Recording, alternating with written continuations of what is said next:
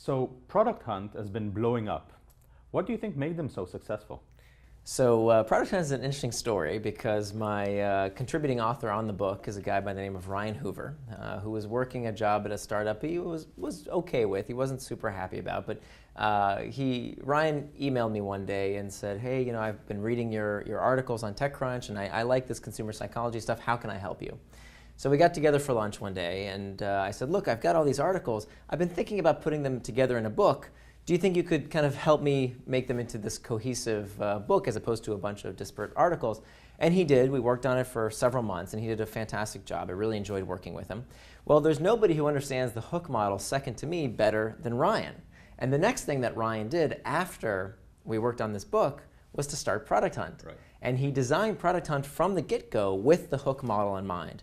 Now the company is doing phenomenally well. I'm lucky enough to be an investor, so full disclosure, I happen to be a fan for a number of reasons. Yeah, the app is doing incredibly well because it was designed with this hook at the early days of the product design. And of course, Ryan and his team get 110% of the credit for this.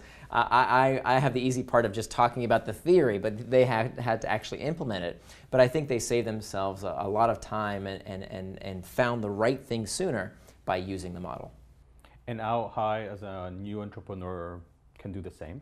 Right, so again, I'm a little biased here, but I think it starts by taking some time to figure out your hook. Before you've laid down any code, before you've done any wireframes, just to think about what the core experience is that you want to turn into a habit. And then ask yourself, do you have the fundamental characteristics of a habit-forming technology? By number one, have you identified the internal trigger? Do you know your user's itch? Number two, what's the external trigger that gives the user some piece of information to do the intended action? Number three, what's the intended behavior and how can it be made as simple as possible?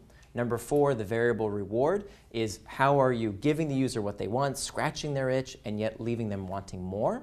And then finally, the investment phase, the fifth question, is what's the bit of work that the user does to prompt the next action, to load the next trigger, and to store value in the product. And if you can answer those 5 questions and you have this core hook in your mind, you can design accordingly, and it becomes much easier to build the right thing sooner. Can I use the same model on existing products? Sure. So it's a little bit more difficult because, as you know, once you've built a product, it's kind of hard to change it, right? You've done all the architecting. People have worked hundreds of hours on it. It's harder to change. And so what oftentimes I see people doing is I'll get emails from an entrepreneur or a product manager, and they'll say to me, "Look, we've been struggling with this product, and until we read your book, we couldn't figure out why people weren't using it." Right? We put so much effort into building it, and we didn't know what was going on. A few customers were telling us they really liked it, but even they weren't using it. So then the book can become a diagnostic tool, right, where you can figure out, oh, this is why people aren't coming back. We haven't identified the right internal trigger. The external trigger isn't effective. The action is too difficult. The reward isn't very rewarding, or we're not asking people for the investment at the right time. So then it becomes a diagnostic tool, and then you can, of course, correct from there.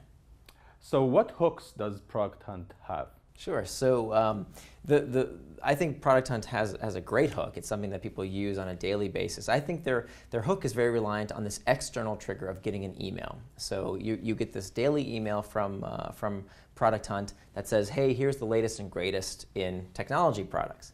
The action then is to open the email and to reveal the variable reward. Now, the variable reward is this uncertainty about what is it? What is the latest and greatest, right? You're looking through all these various products to see one that might be interesting to you.